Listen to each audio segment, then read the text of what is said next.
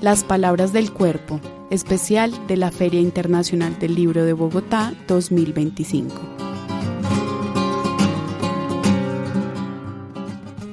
Buenos días a todos, todas. Bienvenidos a un evento oficial de la programación de la Filbo, organizado por la Filbo, el Banco de la República y el Ministerio de las Culturas, las Artes y los Saberes. Recién empieza la feria y ya es especial, y en particular es especial porque nos permite reunirnos aquí a hacer un merecido homenaje a Darío Jaramillo Agudelo, y en particular en una feria dedicada a nombrar el cuerpo. Creo que para Darío ha sido un reto y un tema que atraviesa toda su obra. Y ojalá pudiéramos en realidad honrar a todos los Daríos que hay en él, al poeta, que es al que más se conoce y se celebra, pero también al novelista, al ensayista, al gestor cultural, al editor, al mentor, al lector incansable que goza leyendo y compartiendo lo que lee, al antologista, y también al que sabe hablar con los niños, al solitario, al guardián de los cerros, al descifrador de los gatos. Pero sobre todo y más que nada, estamos aquí para celebrar al amigo. Es por eso que hemos reunido a un grupo de amigos y amigas de Darío para que en escasos minutos nos cuenten lo que de él más quieren y recuerdan. Y como verán, ya en la calidad de los amigos que convoca, se explica mucho de quién es Darío y de lo que ha tejido alrededor suyo. No voy a decir nada de su biografía porque es muy larga y no hay tiempo, y mejor los invito a visitar un sitio que publicamos ayer en la biblioteca virtual de la Biblioteca Luis Ángel Arango, donde se ordenó y catalogó un archivo que contiene manuscritos corregidos a mano por él, cartas, notas y otros documentos.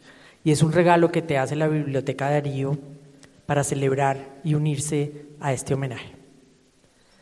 Voy a ir presentando brevemente a nuestros invitados que han llegado de varias partes para estar presentes, y en representación de muchos de sus lectores que están aquí presentes, que están oyéndonos por Canal Capital, por donde se está transmitiendo este evento, y que tendrían muchas cosas también para decir de él. En primer lugar, le voy a dar la palabra a Luis García Montero. Entre muchas otras cosas, es poeta y director del Instituto Cervantes, y quien alguna vez dijo, y cito: conversar con Darío es conversar con todos los matices de la literatura. ¿Quién mejor que él para hablar del Darío poeta? Adelante, Luis. Pues muchísimas gracias. La verdad es que es un gusto estar aquí y participar en este homenaje de amistad a Darío, un homenaje de admiración.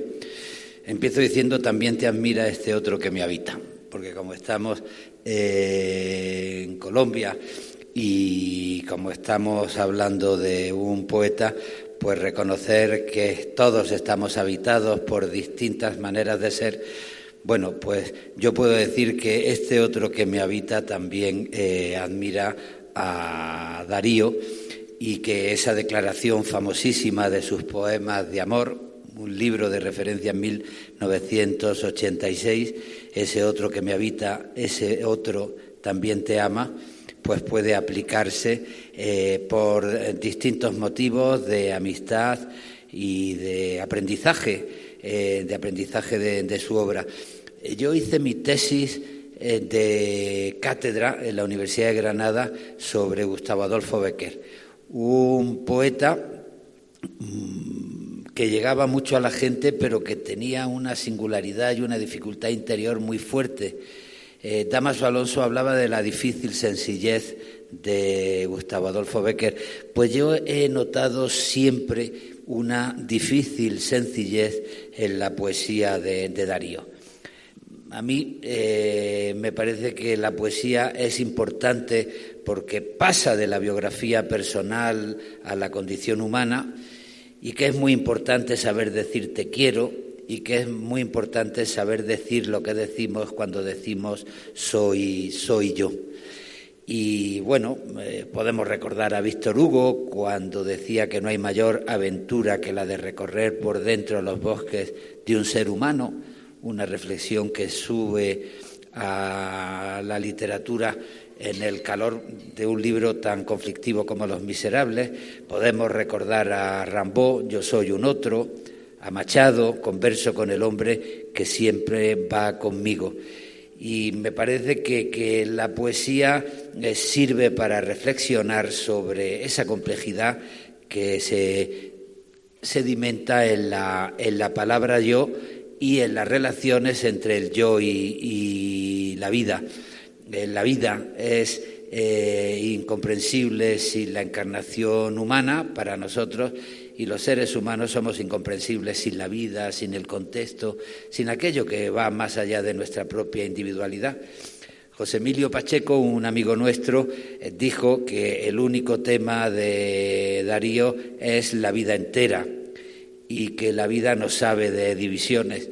Y en ese sentido, abordar un yo es abordar la vida entera, y eso llena de profundidad las reflexiones de versos que son necesariamente complejos y que sirven para ordenar realidades que parecen paradójicas, que nos interpelan en el conocimiento y que nos definen como personas que tenemos conciencia y sentimientos, y que estamos inmersos en estas dinámicas.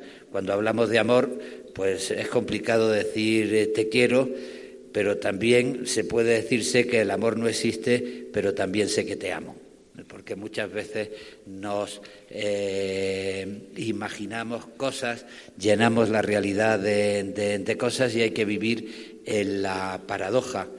Sé que el amor no existe, pero te amo.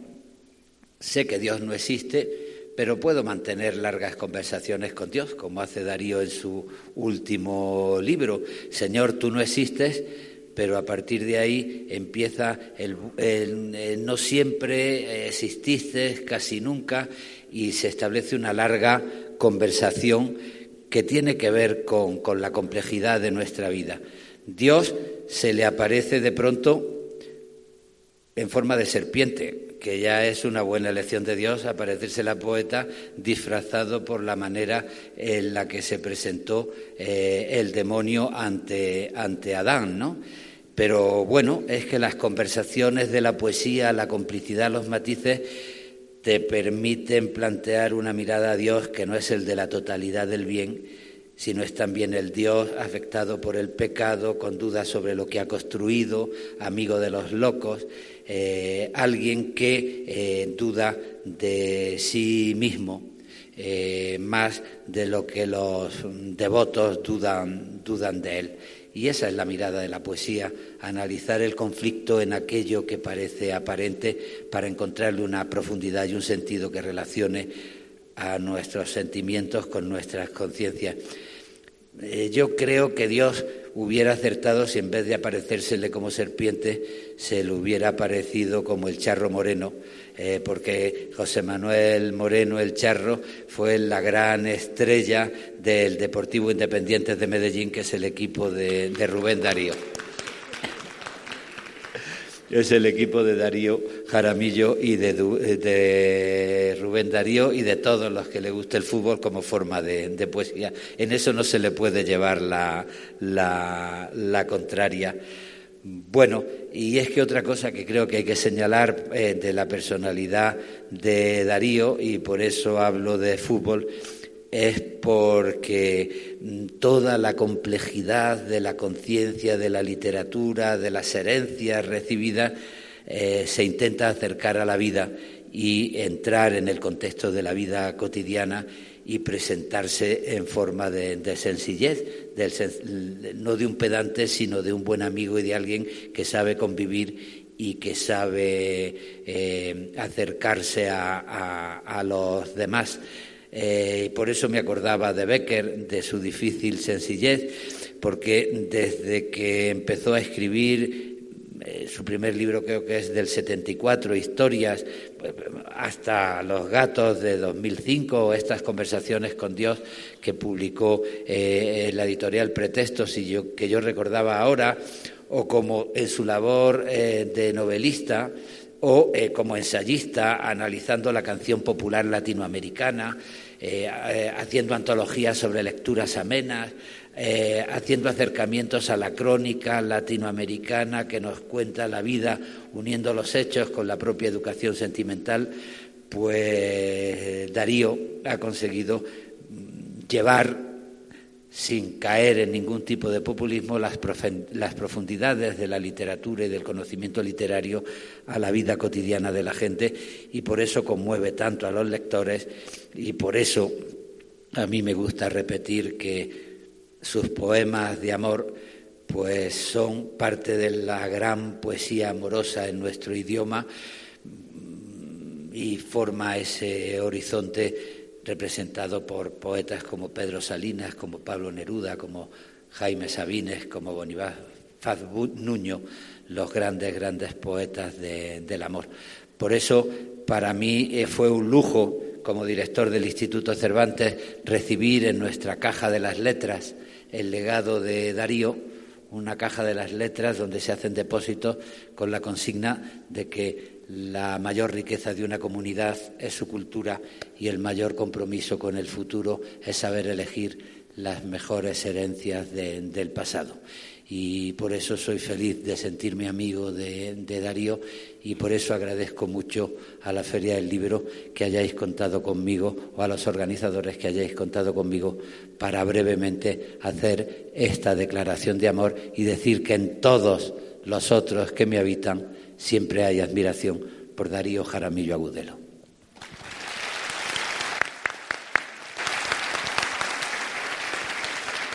Muchas gracias, Luis.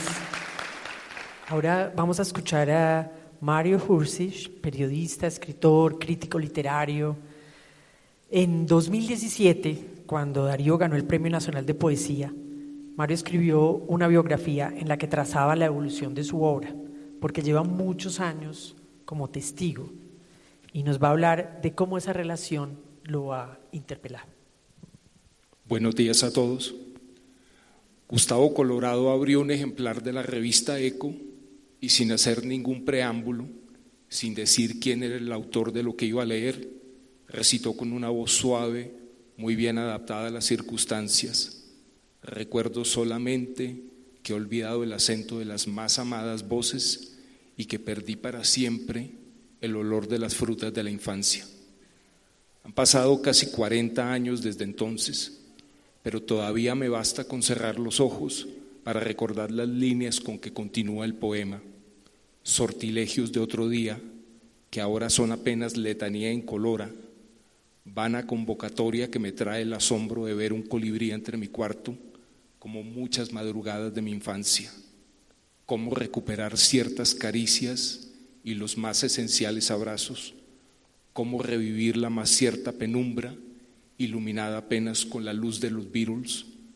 Lo que me sedujo en aquellos versos y que me hizo memorizarlos casi al instante es que estaban escritos en un lenguaje muy depurado y sencillo, pero no decían nada obvio.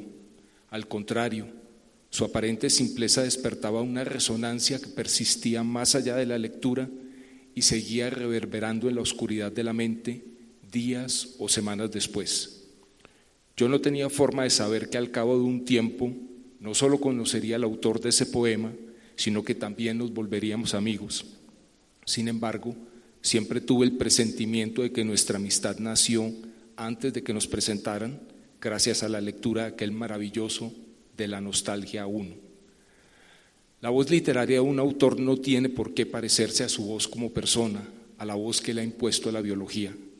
Y la razón es simple: como en los sueños, en la voz literaria hablan partes de nuestro ser de las que no estamos completamente conscientes y que quizás no nos gusten demasiado. A veces incluso la voz literaria, que es por definición nocturna, va en contravía de nuestra voz biológica, diurna, y nos obliga a subvertir tanto los clichés literarios y las convenciones sociales ajenos, como los clichés y convenciones en lo que nos gustaría creer. Darío, sin embargo, es uno de los pocos autores que conozco en los que ambas voces confluyen. Más de una vez, mientras almorzábamos y me contaba algún episodio de su fecunda vida, tuve la impresión de que me hablaba con el acento irónico de los sueños del poeta, con el tono zumbón de su guía para viajeros o con el acerado lirismo de un libro tan extraordinario como El cuerpo y otra cosa. Por esa razón, en vez de exaltar la excelencia literaria de sus libros, como seguramente harán varios de mis compañeros de mesa, yo quisiera celebrar algo menos visible, su conversación. Sin duda, he aprendido y sigo aprendiendo mucho al leer a Darío, pero las lecciones involuntarias que he recibido en la cocina de su casa me han servido no solo para descubrir autores que después se me convirtieron en imprescindibles. Darío es uno de los prescriptores literarios más importantes que yo conozca, sino para ver el oficio literario con otra perspectiva. Escuchándolo, entendí la importancia de, por ejemplo, vivificar la prosa con sabrosos coloquialismos, la diferencia de volumen que genera poner una frase entre paréntesis o entre guiones y la dificultad, limítrofe con la magia, de convertir la sencillez en una fuente rebosante de misterios.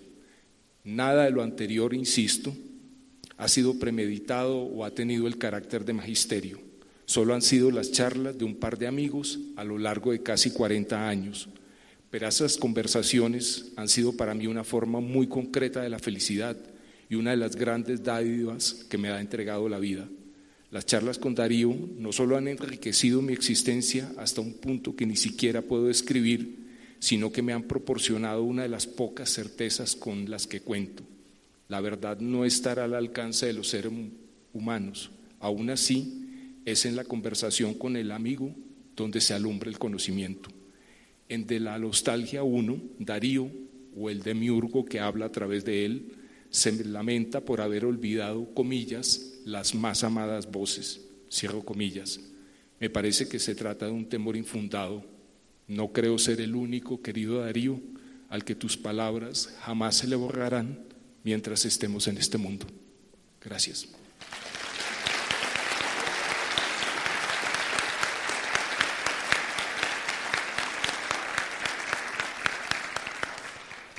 A ver si no terminamos llorando hoy. Bueno, continuamos con Jorge Orlando Melo, historiador y, entre otras cosas, director de la Biblioteca Luis Ángel Arango durante 10 años. En ese rol fue compañero de fórmula de Darío. Recordemos que Darío fue su gerente cultural por 22 años, y de ese legado, del legado como gestor cultural, nos va a hablar Jorge Orlando. Mientras estuve director de la Biblioteca Luis Ángel Arango, de 1995 a 2005, el gerente cultural fue siempre Darío Jaramillo. Cuando me llamó Miguel Urrutia para ofrecerme la dirección de la biblioteca, yo ya estaba de sugerente. Y aunque Urrutia me presentó esto como su propia idea, es posible que la hayan discutido antes. Yo había leído los poemas de Jaramillo y estaba muy fascinado por la literatura de él, más que por su experiencia como administrador, a la que me refiero ahora.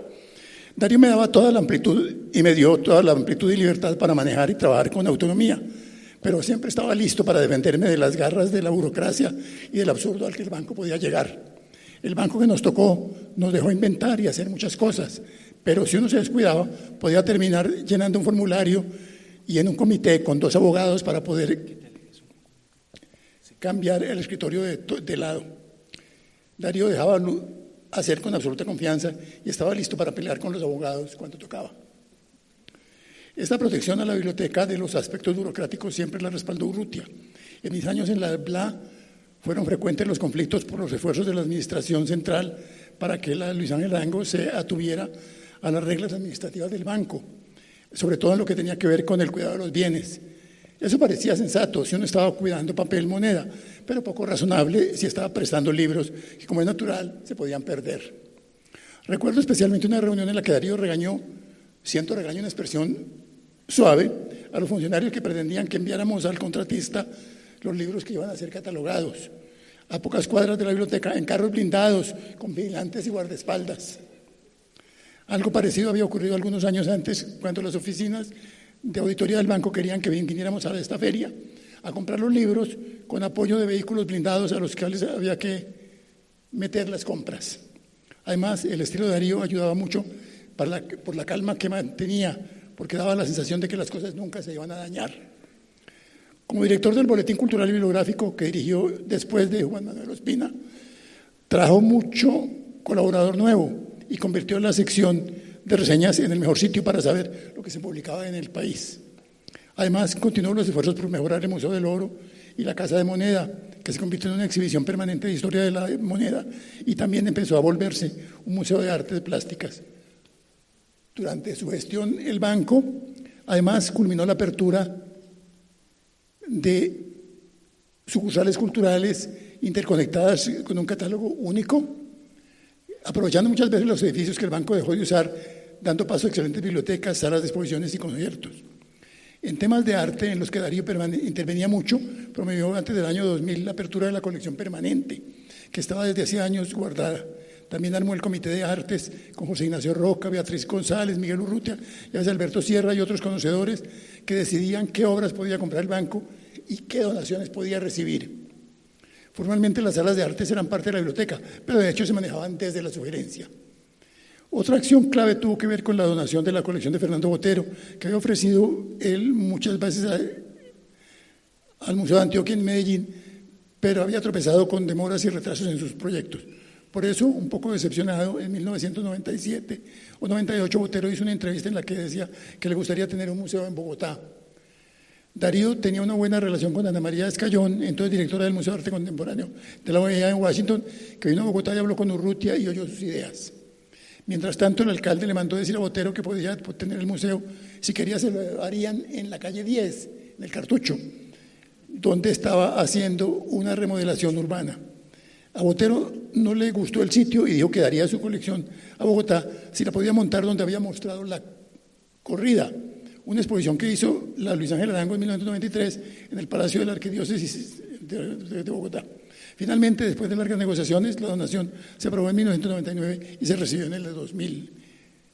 Botero acabó donando a Bogotá 123 obras suyas y 85 obras universales, y a Medellín 114 obras suyas y 33 universales. Creo que el Monet, o tal vez un Degas, fue comprado en el proceso. No hay un Monet, comentó alguien, y Botero respondió, pues entonces lo voy a comprar. Todo el montaje lo hicieron Botero, que se vino a Bogotá, y Darío, aunque yo los acompañé sala por sala, oyéndoles decir dónde debía ponerse cada cuadro o cada escultura.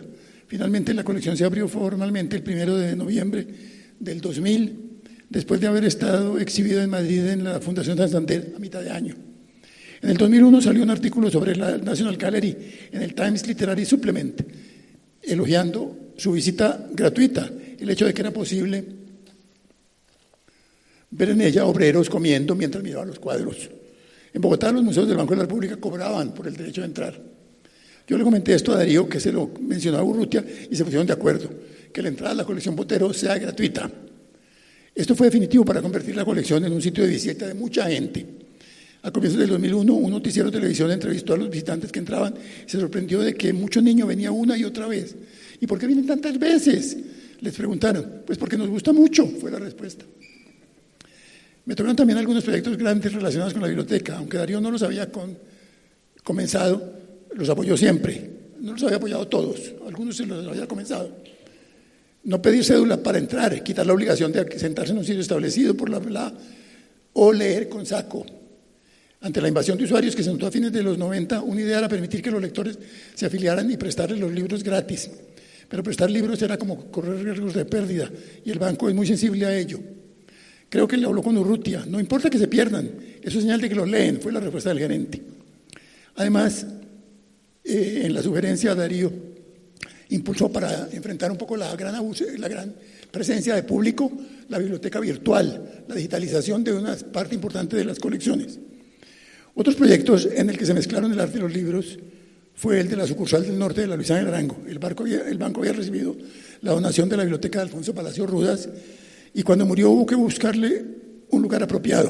Finalmente el gerente consiguió la casa de Ignacio Gómez Campuzano, la cual se abrió de nuevo como un conjunto de libros y exposiciones a fines del 2000, con la colección de pinturas de Gómez Campuzano y la biblioteca de Palacio Rudas.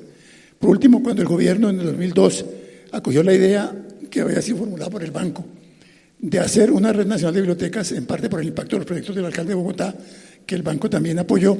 Jaramillo logró el respaldo para que la Luis Ángel Arango elaborara la lista de 2.500 libros que se mandaron catalogados a más de 600 municipios, la biblioteca básica, y colaborar en diversas formas durante los años siguientes con el plan, que fue un éxito notable. En alguna ocasión Urrutia comentó que Darío, a diferencia de los otros clientelistas colombianos, en vez de usar los bienes públicos para favorecer a sus amigos, usaba a sus amigos para favorecer a las instituciones, y eso era algo que habría que apoyar. En resumen, la sugerencia de Darío Jaramillo, poco aparatosa y muy prudente, condujo a formar una gran colección de artes con un espíritu amplísimo y la capacidad de ofrecer una visión integral de la historia del arte nacional desde la época precolombina hasta los pintores contemporáneos, y una de las bibliotecas más visitadas del mundo. Siempre actualizada, porque una de las cosas que ayudó a Darío fue a mantener una política del banco que permitía actualizar. Yo recorría las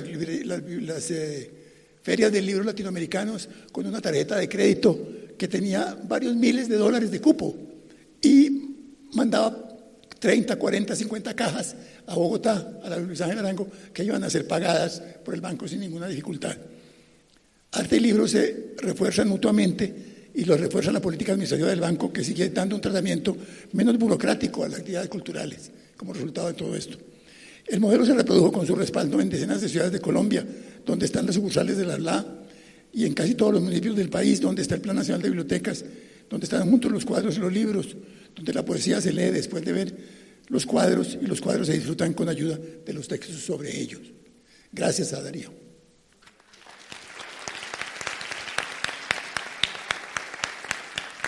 Bueno, y ahí volvemos a la poesía, aunque en realidad nunca salimos de ella, porque hay que recordar que para Darío hay un solo género en la buena literatura: la poesía. Y aquí está María Gómez Lara, de cuyo tercer libro, El lugar de las palabras, Darío escribió, y cito: estremecedor, de sinceridad apabullante y desbordada, y con mucha carpintería. María nos hablará de la presencia de Darío en ella como una poeta joven. Bueno, muchísimas gracias a la Filbo por invitarme. Estoy muy emocionada de estar en este homenaje, en esta declaración de admiración y de amor hacia Darío, porque creo que la compartimos. Y bueno, pues Darío para mí ha sido importantísimo de tantas maneras. Darío Jaramillo tiene más facetas que vidas el gato. Y como los gatos, Darío es otro estado de la materia. Es imposible abarcar todo lo que él significa para tantos de nosotros de tantas maneras, como poeta, como editor, como lector, como amigo. Hoy estoy aquí para hablar del Darío, mentor de poetas. A mí, Darío me cambió la vida. Gracias a él soy la escritora que soy hoy y la que pueda ser en el futuro. Antes de conocer a Darío, yo ya repetía sus versos de memoria. Antes de conocerlo, ya era una adolescente triste que se refugiaba en la poesía para cubrir su soledad. Me recuerdo a los 14 años, con el pelo pintado de morado, repitiendo sus versos como un mantra. Primero está tu soledad y luego nada. Por eso no podía creerlo un día en que, por cariño a mi mamá, Darío aceptó la invitación de atravesar Bogotá para que una niña de 14 años pudiera llevar a un escritor a su clase de literatura. Recuerdo a Darío apareciendo para hacerme ese favor en el colegio gris donde yo estudiaba, que quedaba lejísimos de todo, más allá de la calle 200, más allá del trancón y más allá hasta del sentido común. Lo recuerdo alegre, dispuesto a conversar conmigo. Después de conocerlo, empezamos una charla de años que afortunadamente no termina. Darío es el lector más generoso, el más sincero y también el más implacable. Por eso confío en él, porque sé que me va a decir la verdad desde la sensibilidad y el cariño, porque gracias a él he aprendido la carpintería de este oficio, las horas y horas de subir y bajar versos hasta dar con el orden, con el tono, con la cadencia. Cada charla con Darío me recuerda que mi camino es la escritura, que no puedo dejar de escribir poemas, aunque a veces lo urgente se nos atraviese en los minutos de lo importante. Van pasando los años, los trasteos transatlánticos, los estudios, las tareas pendientes, los trabajos, las clases, los estudiantes, los libros, los desamores trágicos, los amores felices. Y Darío es como un faro que me recuerda que yo soy en mis poemas. Cuando me pierdo, busco esa luz. Cada vez que me siento a escribir, pienso en Darío. Y más aún, cada vez que me siento a editarme. Darío me enseñó a ser mejor lectora de mi obra, a distinguir lo que funciona de lo que no funciona, a quitar, a tachar, a borrar. Darío me enseñó a esperar. Darío me enseñó que el poema tiene su tiempo propio, como los gatos, su estado de la materia. Darío me enseñó que la poesía es paciencia. Nunca se me olvidan estas palabras que me dijo Darío una vez que le conté muy feliz que había terminado un libro. Cuando creas que terminaste un libro, guárdalo en un cajón. Cierra el cajón con llave. Esconde la llave. No lo abras ni por error. No lo abras hasta que pase un año. Después de un año, lee el libro como si lo hubiera escrito tu peor enemigo. Eso he hecho desde entonces con todos mis libros. Gracias a Darío aprendí que la distancia, tanto frente a los poemas como frente a la persona que yo era cuando los escribí, es fundamental para editar, para quitarse puntos ciegos y para ver con más claridad. Ver, por ejemplo, que un poema que puede haber sido muy importante en un momento muy doloroso, también puede no encajar en un libro, puede sobrar o puede no funcionar como poema. Gracias a Darío aprendí la diferencia entre un libro regular, que se queda en el cajón, un libro bueno y un libro que realmente tenga que publicar. Más allá de la visión subjetiva de si es bueno o no, que sea el más auténtico, el más trabajado, al que no le sobre ni le falte una palabra. La mejor versión literaria que pueda hacer de una cosa que si no la digo, me reviento. Unas palabras que necesito para respirar. Sí, conocer a Darío me ha enseñado la diferencia entre un libro bueno y un libro mejor.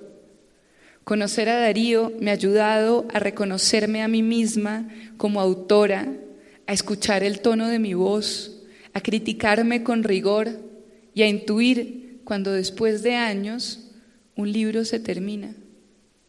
Conocer a Darío marca la diferencia entre ser y no ser poeta. Pero querer a Darío es algo que ya está inscrito en cada uno de mis versos y que va mucho más allá de mi escritura. Al querer a Darío encuentro las palabras que soy. Muchas gracias, Darío. Precioso.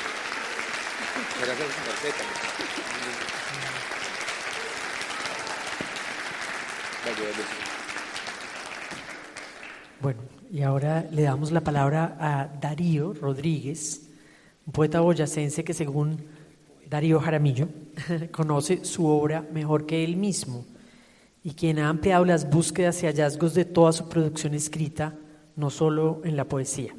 El tocayo nos hablará entonces de esos otros reinos. Bueno, muchas gracias. Buenas tardes para todos, para todas. Junto a Darío Jaramillo Agudelo siempre hay una historia. Él lo dice y lo escribe. Alguna vez, dentro de un riguroso y estadístico ensayo acerca de las antologías poéticas colombianas, antes del dardo de la cifra, Darío Jaramillo afirma: este tema puede explicarse con una historia, y relata lo que él denomina el cuento. Cerca de la hacienda de Atogrande se puede hallar una venta de amasijos llamada El Versito. En cierta ocasión pasó por allí el poeta Eduardo Carranza.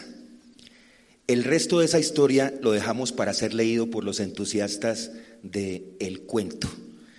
También durante el diálogo cotidiano suele afirmar de repente: botón que ajusta la gabardina del palique, eso tiene una historia. Esa es una de las primeras lecciones que aprendimos de usted, maestro. Estamos erigidos, forjados por historias, por el cuento. Algunas veces esas historias se tornan extensas y, convertidas en novelas, nos han ayudado a vivir. Acompañando a las vidas que nos revelan esas novelas, empezamos a observar, a estudiar mejor nuestros propios caminos.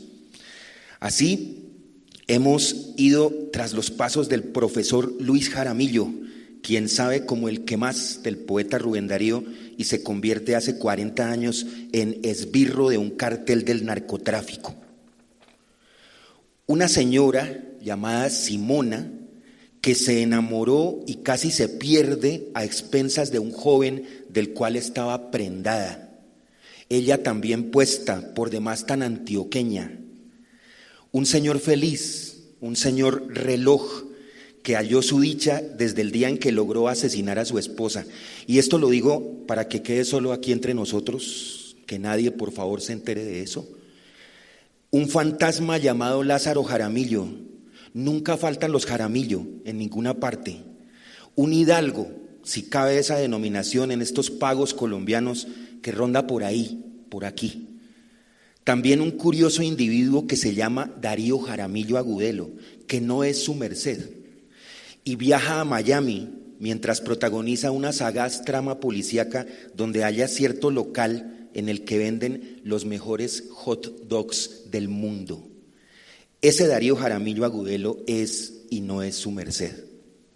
Historias reales, asimismo, como la del muchacho que está presente en el instante del fallecimiento de su amigo Alec, y la historia de Sebastián Uribe Rilli, un escritor secreto, vive en Medellín, autor de miles y miles de páginas que nunca serán publicadas. Hemos acudido aquí sus lectoras y lectores, maestros, para manifestarle gratitud por habernos devuelto la esencia y la clave del arte de la novela, por inspeccionar continuo, con sutileza, propios de su amado siglo XIX, el hechizo de narrar el cuento, por haberse propuesto esa tarea desde su primer libro, que es de poesía, aunque se titula Historias. Incluso los modos en que llegó a escribir estas amadas novelas son cada uno apasionantes historias. Y a través de las novelas entendimos que la vida a veces organiza sus sucesos como si de un relato fatal se tratara. Conocimos las consecuencias en la intimidad y en nuestros devenires cotidianos de un fenómeno aterrador como el narcotráfico.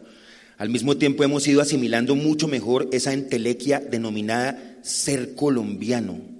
Mientras nos divertíamos, llegamos a experimentar la condición de fantasma, que tanto nos interpela. ¿Cuánto debemos aprender de los fantasmas? Hemos puesto en cuestión instituciones como el matrimonio y la clase social, el amor apasionado, los límites a los cuales llegamos en nombre de esa pasión. Nos seguimos preguntando quién cuenta realmente las historias, esa cuestión fundamental. Aprendimos, en fin, a amar la vida cuando es silencio, retiro, calma, música de Johann Sebastian Bach y escritura como salvación, lejos de parafernalias engañosas. Ese valor, esa riqueza y significado anexos a los que nos brindan sus poemas, sus ensayos y hasta sus reseñas, tan fecundas como cualquier otro de sus textos. Gratitud infinita por habernos mejorado la vida mediante su cuento bien contado. Nuestra labor como lectores suyos es justamente involucrarnos en el cuento. Eso ha sido lo que su merced nos enseñó y seguimos tratando de cumplir con ese destino. No puedo dejar de lado lo que Antonio Muñoz Molina escribió acerca del inmenso Juan Carlos Onetti. Dice Muñoz Molina: podía adentrarme mucho más hondamente en sus libros a medida que iba adentrándome en mi propia vida. Esa es la insignia de su obra en quienes la amamos, porque su merced nos ha brindado un carácter, una actitud para vernos a nosotros mismos. Es para mí un honor inmerecido compartir tinglado esta tarde junto a personas que he admirado como lector desde hace mucho tiempo. Una dicha innombrable estar aquí junto a uno de los editores y uno de los poetas más eminentes de nuestro idioma, junto a una mujer que para uno es el ejemplo de cómo debe ser la gestión y la gerencia del arte y la cultura.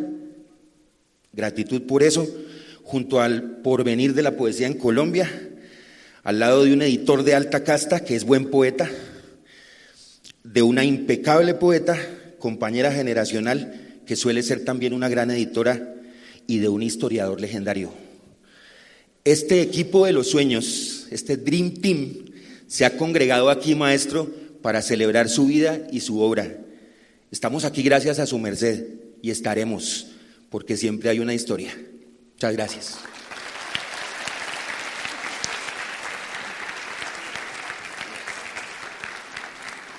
Muchas gracias, su merced.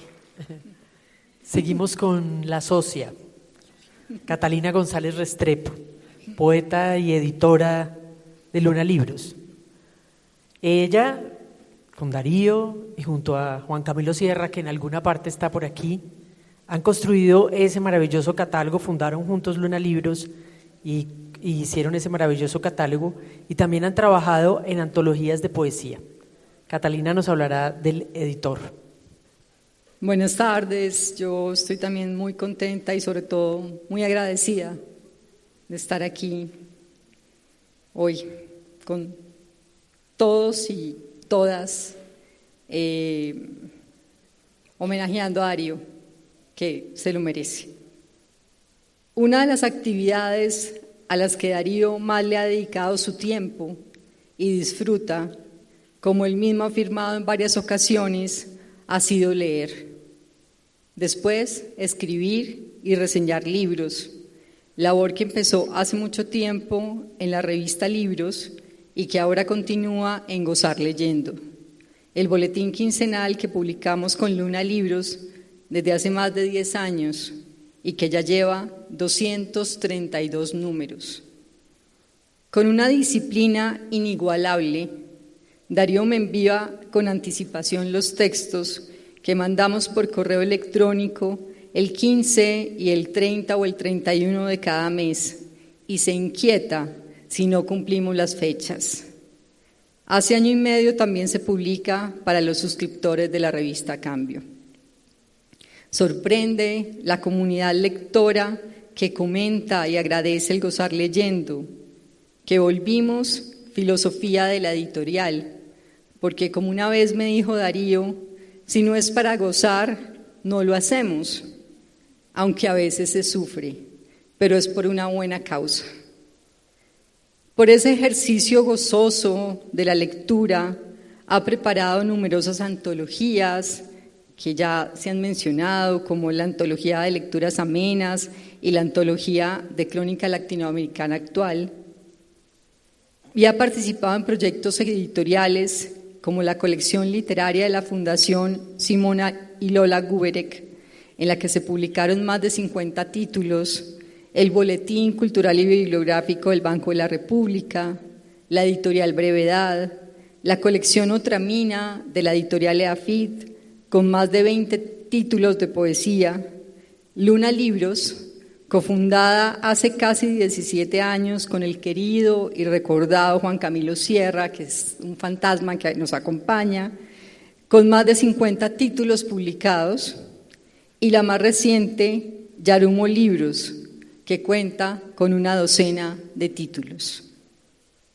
Luna Libros nació con el deseo de dar a conocer los libros que disfrutamos como lectores y queremos que lleguen cada vez a más personas.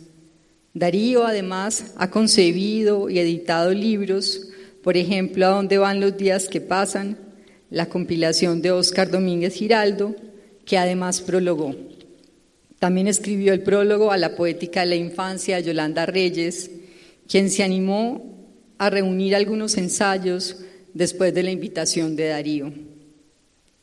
Darío siempre ha estado abierto a los nuevos proyectos, como el Premio de No Ficción Latinoamérica Independiente, que convocamos con otras 8 editoriales del continente, y el Premio Nacional de Poesía María Mercedes Carranza, en alianza con IDARTES y coedición con Cardumen, que nacieron en pandemia y ya hemos publicado 2 libros ganadores de cada uno. Además, nuestra participación en la Biblioteca de Escritoras Colombianas del Ministerio de Cultura, que este año llega a su segunda entrega de la mano de la Biblioteca Nacional y la Cámara Colombiana de la Edición Independiente.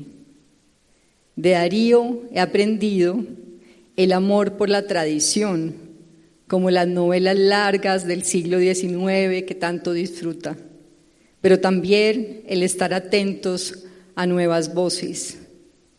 Me consta que ha sido puente para que diversos autores y autoras publiquen sus libros en otras editoriales, como ha sido mi propio caso en Pretextos, por lo cual estoy muy agradecida.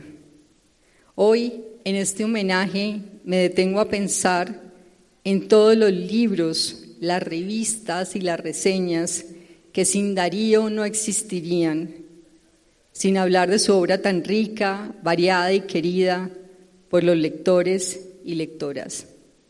Espero, Darío, que publiquemos muchos más libros lunáticos y boletines para seguir gozar leyendo.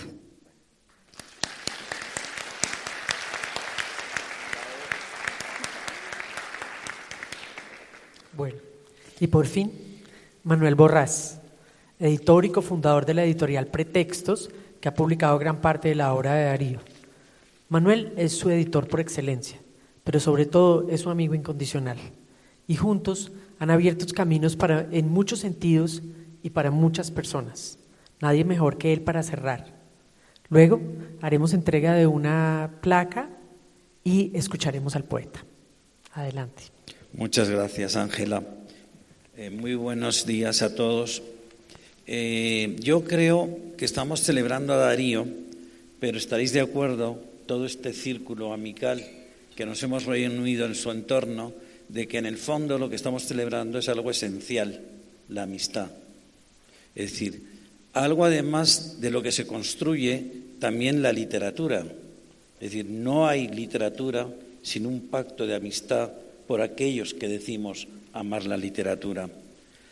Ese pacto nos obliga a ser leales y esa lealtad nos lleva a ser muy sinceros, incluso en contra de nuestra voluntad y nuestro gusto a veces.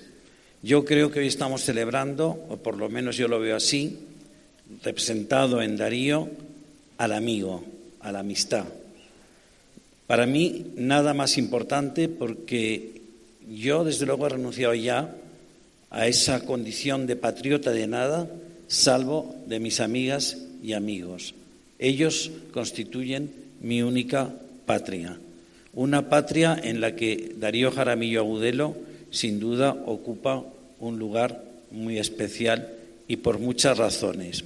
Yo, como sabía que me tocaba la tarea de cerrar, y no quería tampoco ponerme pesado, había incluso pergeñado, y llevo aquí la chuleta, como una especie de decálogo de la amistad que voy a reducir porque incluso podría ser, me podría reducir a un nada. Pero voy a decir alguno de los principios que yo creo por los que se mueve la amistad. Compartir, para mí, y eso ha sido esencial y ha sido algo que además he aprendido de la mano de Darío, la soledad. La soledad sin más. Gastar el tiempo junto al otro, sin obligación alguna, sin pedir nada a cambio. Compartir ratos juntos, divagar, escucharnos, incluso cuando estamos en silencio. aguantarnos el preguntarnos el uno al otro. Son cosas inherentes a la amistad y Darío y yo sabemos, creo, mucho de eso.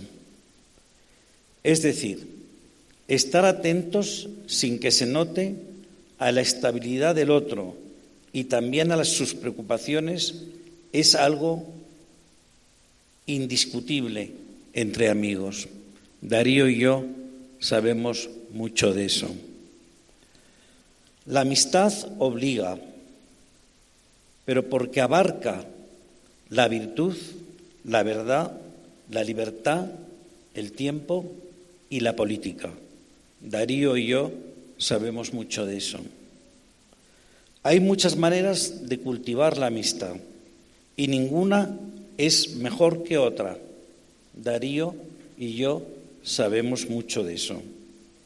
La amistad es difícil siempre de definir porque es un sentimiento que escapa al prurito clasificador de nuestra época.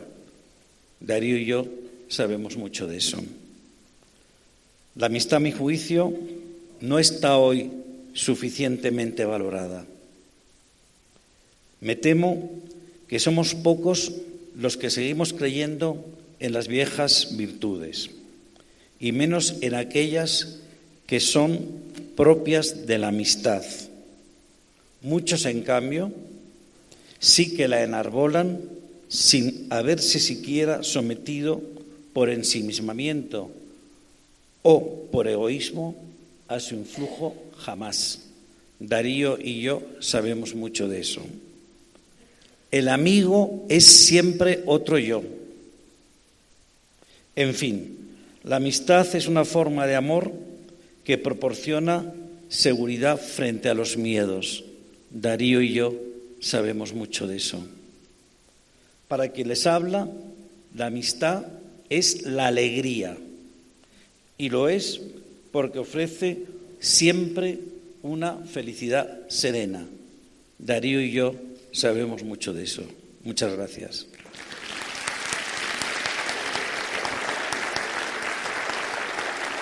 Bueno,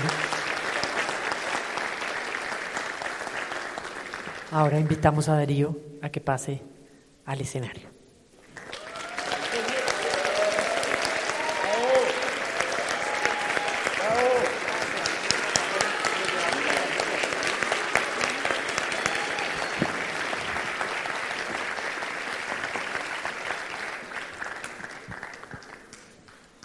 Bueno, entonces, en nombre de la Feria del Libro y del Banco de la República, queremos hacer entrega de una placa de reconocimiento a Darío y vamos a leer el texto de lo que dice la placa, ¿no? Dale. Cámara Colombiana del Libro a Darío Jaramillo Agudelo, en honor al poeta, novelista, ensayista, editor, gestor cultural, mentor, amigo nuestro y de los gatos. Bogotá, abril de 2025. Filbo, Banco de la República, Ministerio de las Culturas, las Artes y los Saberes.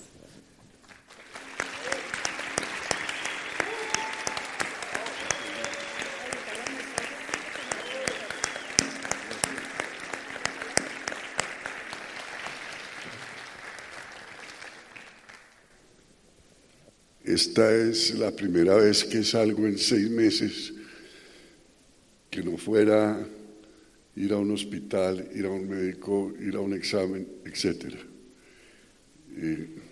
Si todas las veces siguientes que salga se van a parecer a esta, creo que me voy a volver a encerrar rápidamente. La feria está dedicada al tema del cuerpo. Y me pidieron que leyera poemas míos sobre el cuerpo. Hay un libro mío que se llama El cuerpo y otra cosa, y voy a leer versos de ahí. Era un nudo de preguntas, era una luz toda hecha de sombras, solamente de sombras. Era una alegre tristeza de la que renegué después. Era el cuerpo creciendo para que las preguntas crecieran. Era una duda insaciable, una duda que abarcaba todas las dudas. Era la música, la alegría de la música, el vestido de la música desnuda. Era cuando supe que la vida es la poesía. Y hubo entonces deslumbramientos, desatinos y misterios. Constan milagros en la piel de la memoria, y fue cuando mi débil corazón me dijo que el amor es frágil. También me dijo que el cielo y el infierno están adentro. Y me dijo que tenemos alas. Era la dichosa soledad de los libros. El pájaro rompe el cascarón. Era el juego y los amigos. Era la luz hecha de sombras. El cuerpo es sabio en colores y el espíritu y su mundo son blancos y traslúcidos. Así se ven del otro lado, en este lado de ruidos y de rojos de todos los colores, aquí donde la música es el más evidente milagro. Solo el cuerpo sabe decir yo, porque el yo es solamente vísceras e instinto, solo brazo que pide abrazo, materia que llora con el mismo órgano con que mira el mundo. La muerte le llega a un yo que antes se alimentó de risas y de orgasmos. El cuerpo está hecho de tiempo, tiempo inexorable, absurdamente simple, tiempo que no entiendo, tiempo curvo, tiempo hueco, ahora mismo hueco, tiempo con pasado y con mañana y con un hueco, tiempo con nada, tiempo sin hoy. En mis narices el hueco del presente capaz de no existir y de ser mi única existencia. Eso es el cuerpo hecho de tiempo, el cuerpo y esa otra cosa y esa otra, el cuerpo y el alma y esa otra, el cuerpo y el alma y la muerte que es cuando el tiempo ha dejado de pasarnos, el tiempo que es el cuerpo. Los recuerdos son una manera despaciosa de la muerte. El pasado debe yacer a la intemperie, olvidado, en el patio de atrás, sin cuentas pendientes, lejos de cualquier rencor.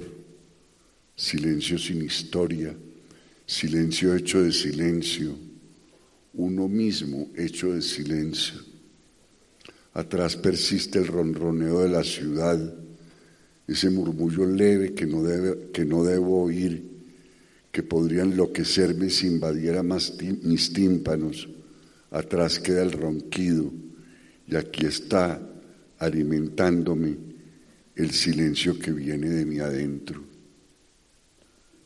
Suprimir los ruidos que se esconden detrás del silencio. Dejar de la música aquellas partes que quieren ser silencio. Encontrar un esplendoroso vacío sin ecos, sin lograrlo nunca. Somos solo cuerpo.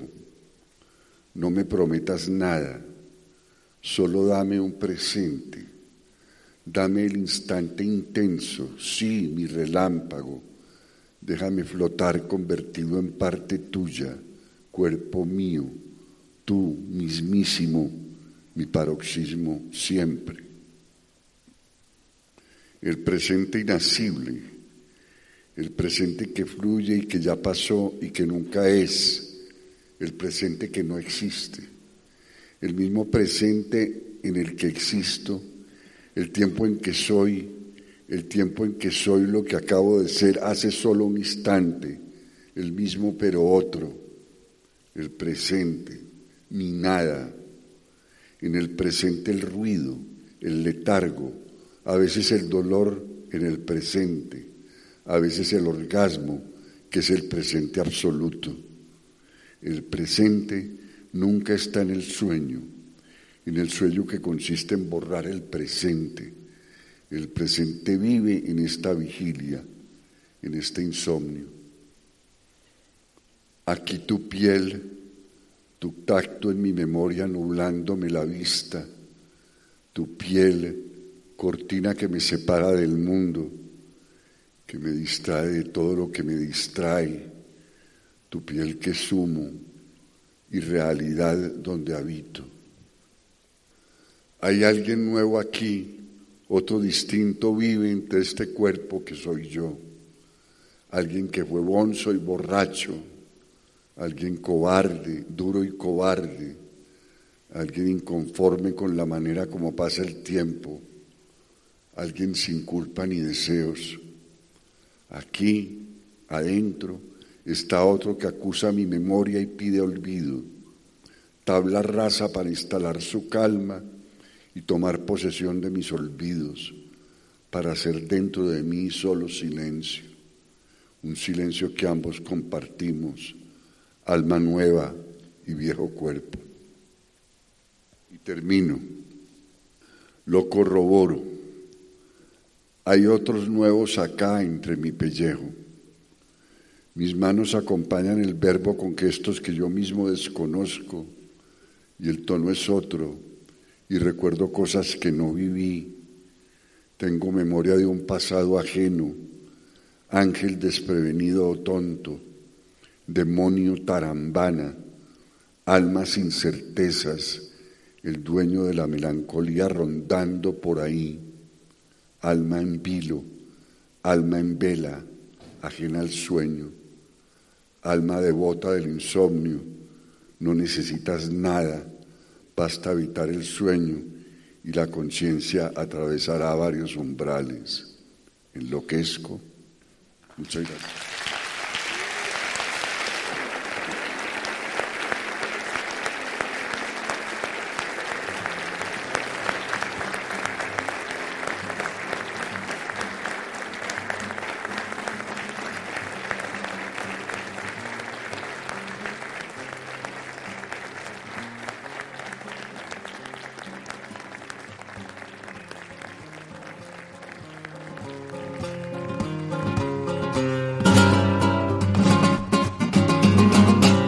Este espacio hace parte de Las Palabras del Cuerpo, especial de la Feria Internacional del Libro de Bogotá 2025 en la HJCK, El Arte de Escuchar.